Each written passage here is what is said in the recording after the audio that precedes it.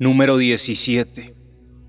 Dicen que el rey logró ser rey durante tanto tiempo porque Dios le había concedido múltiples calendarios a su magnificencia, porque su sangre era más pura y porque su inmaculada familia era un ejemplo para todas las personas.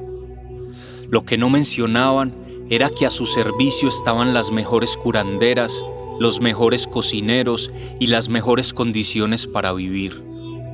Mientras más súbditos morían por un sinfín de enfermedades, más sugería la cúpula real que esto era por la voluntad divina. Niños y niñas morían por afecciones curables y por desnutrición.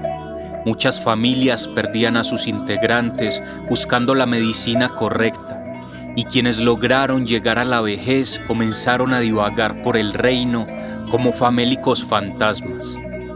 Cuando el descontento general era tal que el rey estaba perdiendo popularidad, mandó a construir 2 recintos, uno para atender las situaciones de salud y otro como bodega de trigo para mitigar el hambre de su pueblo.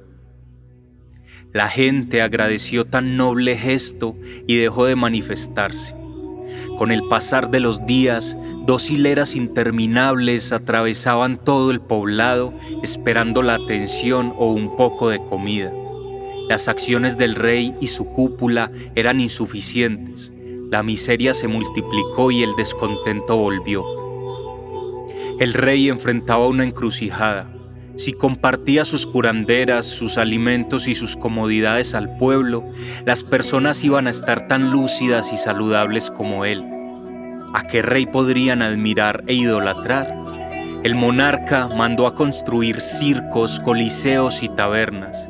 Así, la gran mayoría de personas estarían distraídas y no pensarían en su prematura muerte. De esa forma, su majestad reinó hasta el fin de sus días. Se levantaron estatuas y monumentos en honor a su generosidad.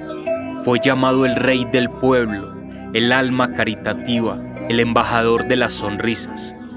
Antes de morir dejó un mensaje para su descendencia.